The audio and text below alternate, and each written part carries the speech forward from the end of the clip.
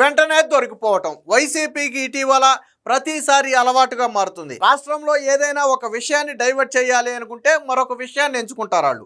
వాస్తవానికి ఇప్పుడు రాష్ట్రంలో ప్రధానంగా 2-3 విషయాలు నడుస్తున్నాయి. ఒకటి, జగన్ పిఏగా ఉన్నటువంటి కేఎన్ఆర్కి సంబంధించినటువంటి అక్రమాస్తులు బయటకు రావటం. రెండవది, వినుకొండ మాజీ ఎమ్మెల్యే బొల్లా బ్రహ్మనాయుడు హైదరాబాద్లో 1000 కోట్ల ఆస్తి కొట్టేయాలని చూస్తే అక్కడ అడ్డంగా దొరికిపోవటం. ఇలాంటి 2-3 అంశాలు వైసీపీని ఉక్కిరి బిక్కిరి చేస్తున్నాయి. దీని నుంచి డైవర్షన్ కోసం ఏం చేయాలా అని ఆలోచించి ఒక చిన్న పన్నాగం పన్నారు. కానీ పాపం అది బెడిసికొట్టి తర్వాత వెంటనే దొరికిపోయారు అనుకోండి. నంద్యాల పట్టణంలో ఉన్నటువంటి ఒక విగ్రహానికి సంబంధించినటువంటి రాజశేఖర్ రెడ్డి విగ్రహాన్ని ఒక వ్యక్తి మెడ తొలగించి దాన్ని ధ్వంసం చేసి పట్టుకుని వెళ్ళిపోయాడు. సో ఇది క్షణాల్లోనే వైరల్ అయింది. వైరల్ అవటమే కాదు, వెంటనే వైసీపీ నాయకులు కూడా ధర్నాకి దిగారు. మరి అంత వేగంగా ధర్నాకి ఎలా దిగారో మనకైతే అర్థం కాలేదు. ఎందుకు దిగారు అంటే వాళ్ళకు ముందే తెలుసు ఇదంతా ఒక ప్రీ ప్లాన్డ్. సరే, ఎవరయ్యా ఈ ధ్వంసం చేసింది ఎవరా అని చెప్పి పోలీసులు సీసీ కెమెరా తీస్తే వైసీపీకే చెందినటువంటి జంబులయ్య అనే ఒక వ్యక్తి దీన్ని ధ్వంసం చేశాడు. ఎవరు ఈ వ్యక్తి అంటే అక్కడ మాజీ ఎమ్మెల్యే కిషోర్ రెడ్డికి చెందినటువంటి అనుచరుడు. దానికి సంబంధించినటువంటి ఫోటోలను కూడా అటు తెలుగుదేశం పార్టీ విడుదల చేసింది, పోలీసులు కూడా బయట పెట్టారు. సో అంటే ఇదంతా ఒక కుట్ర కోణం. ఇటు ఈ విషయాలను డైవర్ట్ చేయడానికి విగ్రహాన్ని ధ్వంసం చేశారు. కూటమి పాలనలో శాంతి భద్రతలు లేవు, రాజశేఖర్ రెడ్డి విగ్రహాన్ని ధ్వంసం చేయటం దారుణం అని చెప్పి రాష్ట్ర వ్యాప్తంగా అలజడి సృష్టించే ప్రయత్నం చేశారు. కానీ పోలీసులు పాపం పెద్దగా సమయం ఇవ్వాల.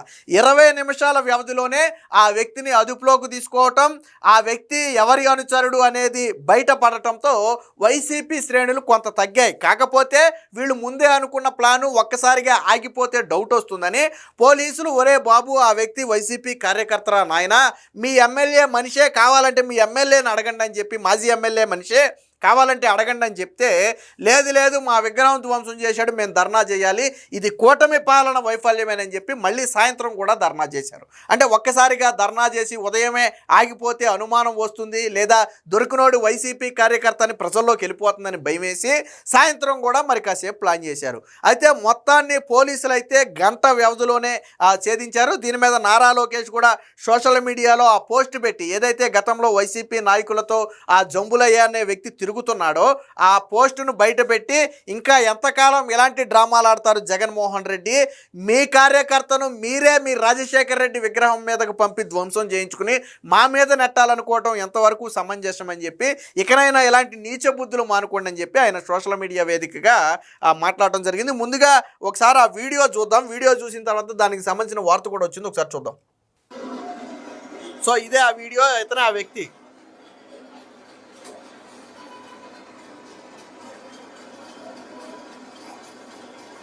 సో రాజశేఖర రెడ్డి విగ్రహం తలను పీకేశాడు, తర్వాత దాన్ని చేత్తో పట్టుకుంటూ వెళ్ళిపోయాడు. వాస్తవానికి అప్పుడు కొంతమంది అడ్డుకునే ప్రయత్నం చేస్తే వాళ్ళ మీదకు రాళ్ళు ఇసిరాడు. సరే, ఎందుకు ఈ విగ్రహాన్నే వీళ్ళు రెడీ చేసుకున్నారంటే మీకు అది అర్థమై ఉంటుంది. ప్లాస్టర్ ఆఫ్ ప్యారిస్తో చేసింది, అంటే ఒక టైప్ ఆఫ్ ప్లాస్టిక్ లాంటి విగ్రహం. బేసిక్గా విగ్రహాలు అనేవి సిమెంట్ విగ్రహాలు ఎక్కువ ఉంటాయి. ఆ సిమెంట్ విగ్రహాన్ని హెడ్ తొలగించడం అనేది కొంచెం కష్టమైన పని, ఎందుకంటే దాంట్లో ఐరన్ అయి పెట్టి చేస్తారు. సిమెంట్ కొద్దిగా గట్టిగా ఉంటుంది కాబట్టి అంత ఈజీగా ఒక మనిషి ధ్వంసం చేయడం అంటే అంత ఈజీగా సాధ్యపడదు. అందుకని ఏం చేశారు, ఈ నంద్యాల పట్టణంలో ఉన్న విగ్రహం అయితే ఇది ప్లాస్టర్ ఆఫ్ ప్యారిస్, గట్టిగా గుద్దితే సొట్టబడిపోతే ఇరిగిపోయి వెంటనే వచ్చేస్తుంది.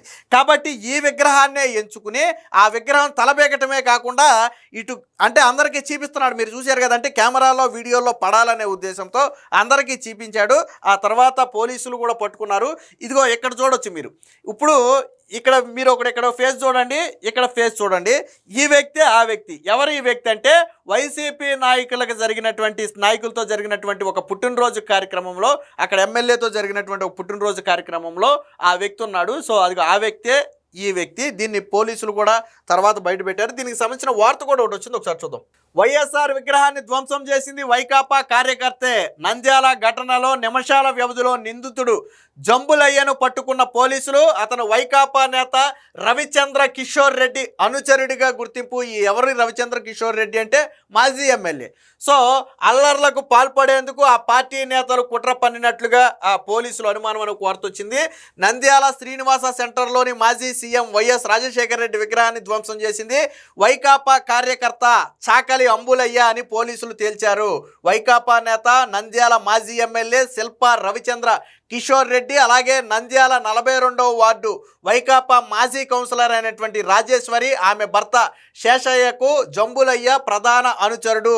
వాస్తవానికి జంబులయ్య భార్యకు కూడా ఏదో పోస్టింగ్ ఇచ్చినట్టుగా తెలుస్తుంది.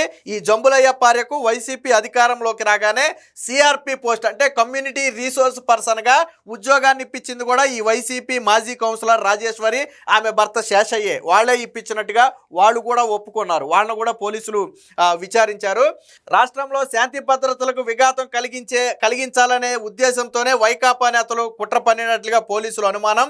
విగ్రహాన్ని ధ్వంసం ఘటనకు అడ్డం పెట్టుకుని అల్లర్లకు పాల్పడాలనేది వాళ్ళ పన్నాగంగా అనుమానిస్తున్నారు. జంబులయ్యను ఎవరు ప్రేరేపించారు, ఎవరి ఆదేశాల మేరకు ఇతను చేశాడు, జరిగిన ఘటన క్షణాల్లోనే పదుల సంఖ్యలో వైకాపా కార్యకర్తలు, ఆ నాయకులు అక్కడికి ఎలా చేరుకున్నారు అనే దాని మీద పోలీసులు అయితే అనుమానం వ్యక్తం చేస్తున్నారు. సాధారణంగా ఘటన జరిగిందంటే రియాక్ట్ అవ్వడానికి కొద్ది టైం పడుతుంది.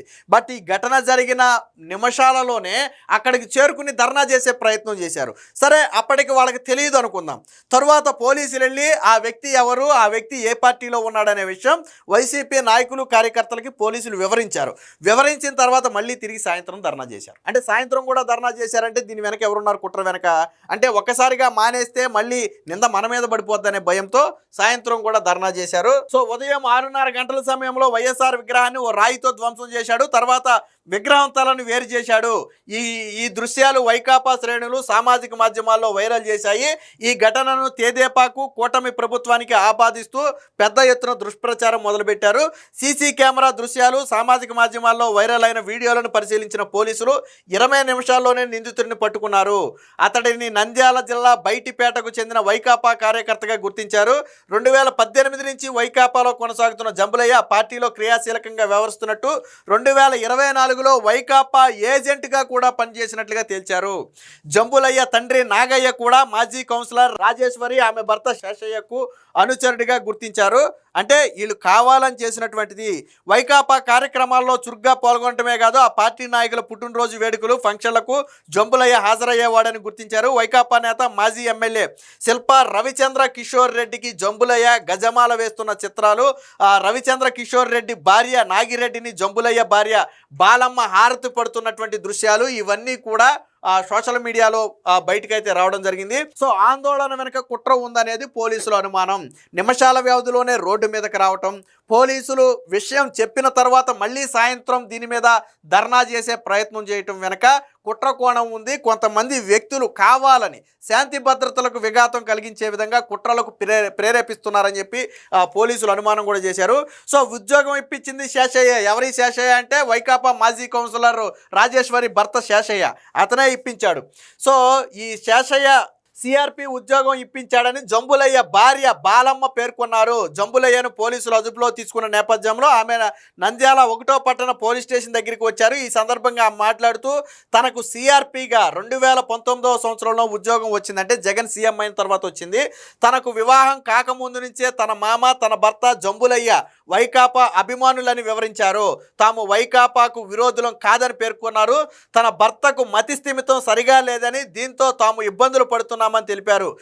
ఆవిడేమంటదంటే, మా భర్త పెళ్లి కాకముందు నుంచి వైసీపీ కార్యకర్తగా ఉన్నమాట వాస్తవం, అతను వైసీపీ కార్యకర్తలు నాయకులతో తిరుగుతున్నమాట వాస్తవం. అయితే ఈ దాడికి అతను ఎందుకు చేశాడు అంటే అతనికి మతిస్థిమితం లేదు, మతిస్థిమితం లేక దాడి చేశాడు కాబట్టి నా భర్తను వదిలేయండి అని భార్య చెప్తుంది. తనకు ఉద్యోగం ఇప్పించింది కూడా వైసీపీ నాయకులేనని చెప్పి స్వయంగా ఆవిడే ఒప్పుకుంది. భార్య బాలమ్మ కూడా ఒప్పుకుంది. ఇది పూర్తిగా వైసీపీ కుట్ర కోణం. దీని మీద లోకేష్ కూడా ఫైర్ అయ్యారు. జగన్ నాటకాలు చూసి జనం చీకొట్టినా ఆయన మాత్రం మారడం లేదని మంత్రి లోకేష్ ధ్వజమెత్తారు. ఎన్నిసార్లు దొరికిపోయినా మీ కుట్ర క్షుద్ర రాజకీయాలు మానరా అని జగన్పై మండిపడ్డారు. నంద్యాలలో వైఎస్ఆర్ విగ్రహాన్ని ధ్వంసం చేసిన జంబులయ్య వైకాపా నేతల అనుచరుడని పోలీసులు ఇదే తేల్చారని ఆదివారం ఎక్స్ వేదికగా పేర్కొన్నారు. వైఎస్ఆర్ విగ్రహం తలను జంబులయ్య విరగ్గొట్టిన వీడియో, వైకాపా నాయకులతో అతడు ఉన్న ఫోటోలను లోకేష్ పోస్ట్ చేశారు. బాబాయి, గుండెపోటు, కోడికత్తి డ్రామా, గులకరాయి నాటకాలు, నాటకాల రాయుడైనటువంటి జగన్ రాష్ట్రంలో శాంతి భద్రతలకు విఘాతం కలిగించేందుకు ఈ గొడ్డలి పార్టీ కార్యకర్తలలోకి రంగంలోకి దింపారు అని చెప్పి లోకేష్ అయితే ఆగ్రహం వ్యక్తం చేశారు. అంటే సొంత పార్టీ కార్యకర్త చేత దీన్ని ఎందుకు చేయించారు అంటే మెయిన్గా రెండు విషయాలు, బొల్లా బ్రహ్మనాయుడు విషయం, వైసీపీ జగన్ పిఏ కేఎన్ఆర్కి సంబంధించినట్టు అవినీతి భాగోతం, ఈ రెండు కూడా సోషల్ మీడియాలో ప్రధాన చర్చగా మారాయి. అన్ని మీడియాల్లో దీని మీదే కథనాలు వస్తున్నాయి కాబట్టి దాన్ని డైవర్ట్ చేయడం కోసం ఎంచుకున్న నాటకమే ఈ రాజశేఖర్ రెడ్డి విగ్రహం ధ్వంసం. ఎంత దారుణం అంటే